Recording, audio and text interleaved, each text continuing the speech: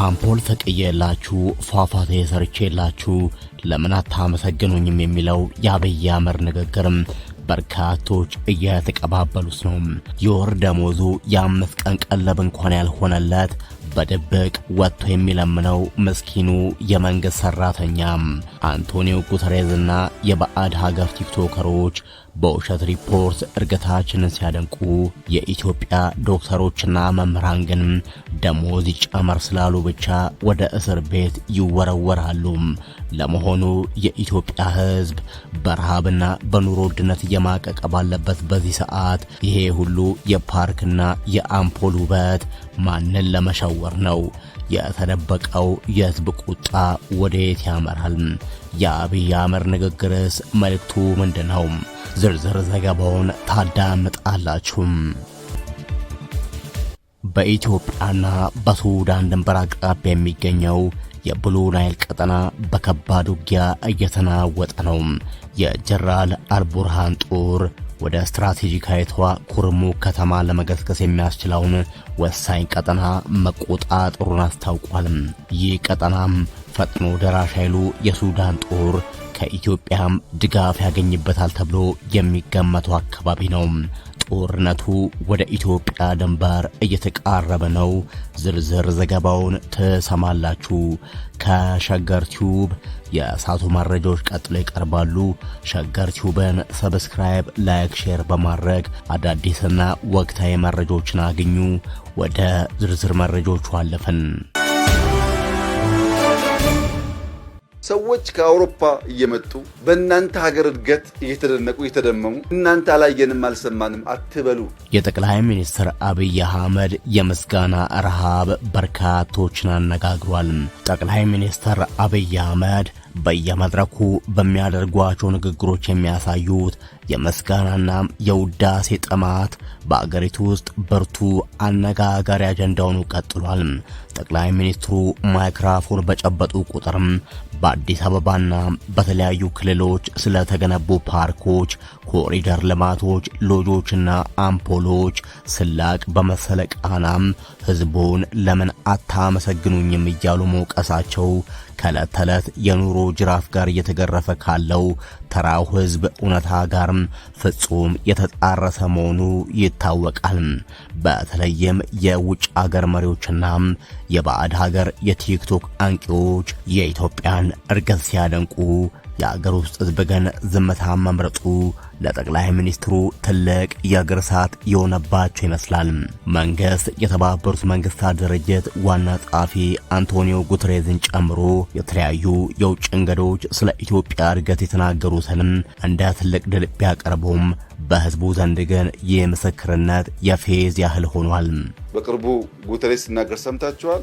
10.2% የምታድግ ብቸኛ ሀገር ናት። ያው እናንተም እንደምታውቁ በጣም አስቸጋሪ ነው። ከእጅ ወደ አፍ ሆነዋል። ኑሮ ውድነትን ለመግለጽ በጣም ቃላት ያጥረናል። ከእለት እለት እየጨመረ ነው ያለው። አንቶኒዮ ጉተሬዝ በቅንጦት ሆቴል ተቀምጦ ከቀረበለት የውሸት ሪፖርት በቀርም ስለ ኢትዮጵያውያን መራር ኑሮ የት ያውቃል የሚለው የብዙሃኑ ጥያቄ ነው።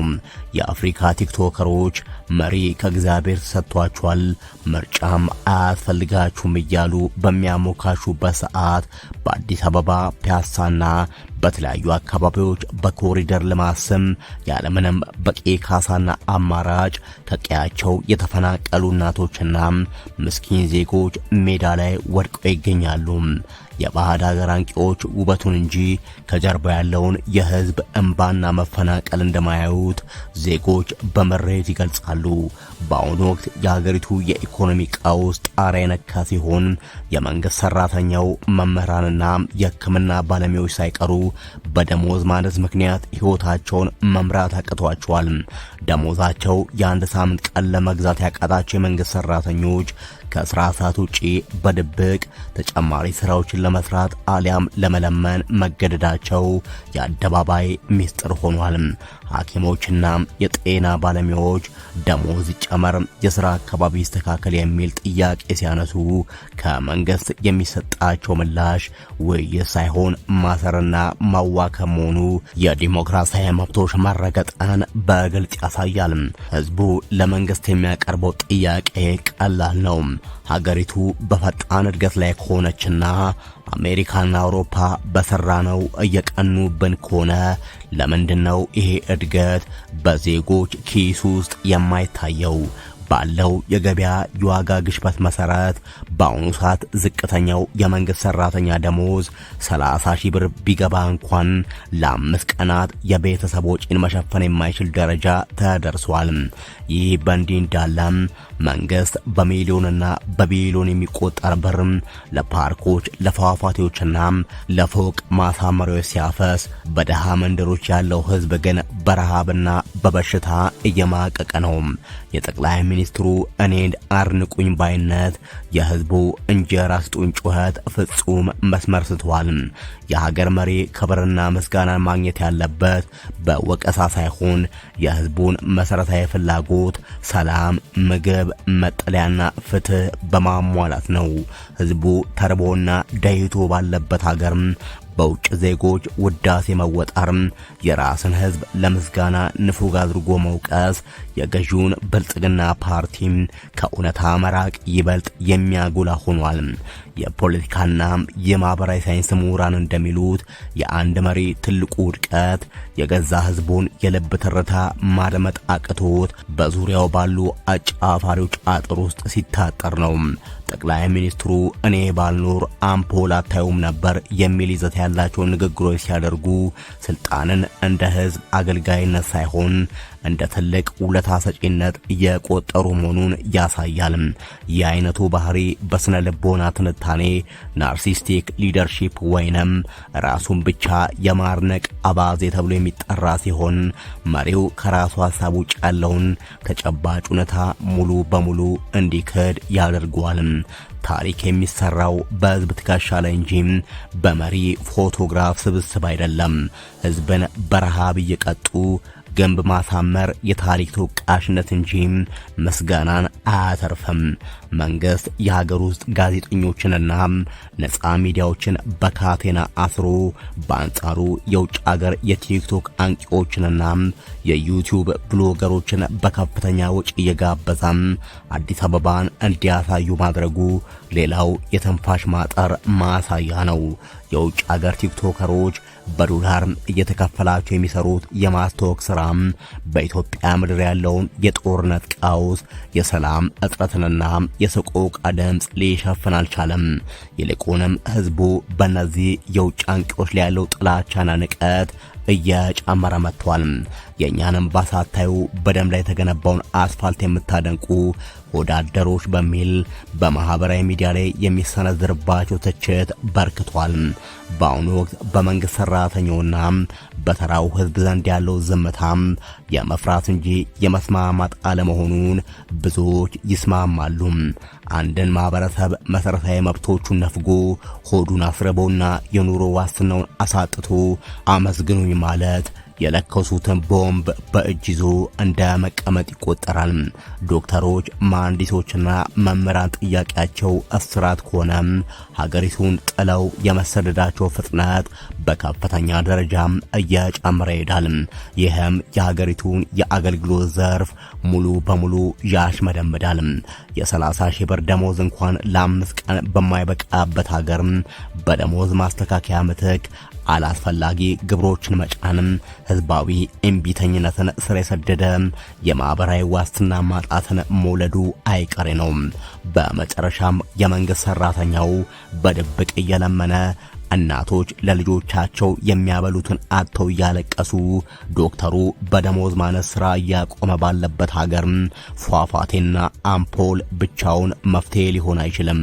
ጠቅላይ ሚኒስትር አብይ አህመድ ከምስጋና ጣኔያቸውና ከባዕዳን ውዳሴ ወጥተው የገዛ ህዝባቸውን የረሃብና የፍትህ ጩኸት ካላዳመጡ ታሪክ የሚያበቃው በጭብጨባ ሳይሆን እጅግ መራራ በሆነ የውድቀት ምዕራፍ ሊሆን እንደሚችልም የነገሩ አካሄድ በግልጽ ያሳያል። የአብይ አህመድ ፍጻሜም ከጋዳፊ የከፋ ሊሆን እንደሚችልም በርካቶች ማስጠንቀቂያም እያሰጡ ነው። የሱዳን ጦር ከኢትዮጵያ ድንበር አቅራቢያ የምትገኘውን ስትራቴጂክ ከተማ መቆጣጠሩን አስታወቀም። በኢትዮጵያና በደቡብ ሱዳን ድንበር አቅራቢያ በሚገኘው የሱዳን ብሉ ናይል ግዛት ከሰሞኑ ከባድ ውጊያ ሲካሄድ ቆይቷል። በዚህ ግዛት በቀጥታም ወደ ኢትዮጵያ ድንበር መሸጋገሪያ የሆነውን አንድ ወሳኝ ከተማ መቆጣጠሩን የሱዳን መደበኛ ጦር በይፋ አስታውቋል። የሱዳን ጦር የተቆጣጠረው የአካባቢም ከኢትዮጵያ ጋር በቀጥታ ወደ ምትዋሰነውና እጅግ ቁልፍ ወደሆነችው የኩርሙክ ድንበር ከተማ ለመገስገስ እንደ ዋነኛ መሸጋገሪያ የሚያገለግል ስትራቴጂክ ቦታ መሆኑ ተገልጿል። ወሳኝ ስትራቴጂክ ጠቀሜታ ያላት የድንበር ከተማ ኩርሙክ ባለፈው መጋቢት ወር በፈጥኖ ደራሽ ኃይሉና በሱዳን ህዝቦች ነጻ አውጪ ንቅናቄ ጥምረት ቁጥጥር ስር መዋሏም ይታወሳል። ይህ የድንበር መስመር በሁለቱም ተፋላሚ ኃይሎች ዘንድ ትልቅ ትኩረት የሚሰጠው ሲሆን በተለይም ፈጥኖ ደራሽ ኃይሉ የሱዳን መደበኛ ጦር ከኢትዮጵያ በኩል የሎጂስቲክስና የደህንነት ድጋፍ ያገኝበታል በማለት በተደጋጋሚ ክስ የሚያቀርብበት ቀጠና በመሆኑ የጦርነቱ ማዕከል ሆኗል። በአሁኑ ወቅት ጀነራል አልቡራን የሚመራው የሱዳን መደበኛ ጦር አካባቢውን ሙሉ በሙሉ መልሶ ለመቆጣጠር ከፍተኛ ወታደራዊ እንቅስቃሴ እያደረገ ነው። በአንጻሩ የአምዳን ዳጋሎ ፈጥኖ ደራሽ ኃይል ይዞታውን ላለማስለቀቅ ጠንካራም የመከላከል እርምጃም እየወሰደ በመሆኑ ውጊያው መፋፋሙ ተነግሯል። የሱዳን ጦር ባወጣው መግለጫም የድንበር ቀጠናውን ሙሉ በሙሉ ደህንነቱ የተጠበቀ ለማድረግና አካባቢውን ጠቅልሎ ለመቆጣጠር የጀመረውን መጠነ ሰፊ ወታደራዊ እርምጃም አጠናክሮ እንደሚቀጥል አስታውቋል። ከሸገር ቲዩብ ለሳቱ ያዘጋጀናቸው መረጃዎቻችን እነዚህ ነበሩ። ሸገር ቲዩብን ሰብስክራይብ በማድረግ ቤተሰብ ሆኑ። በያላችሁበት መልካም ጊዜም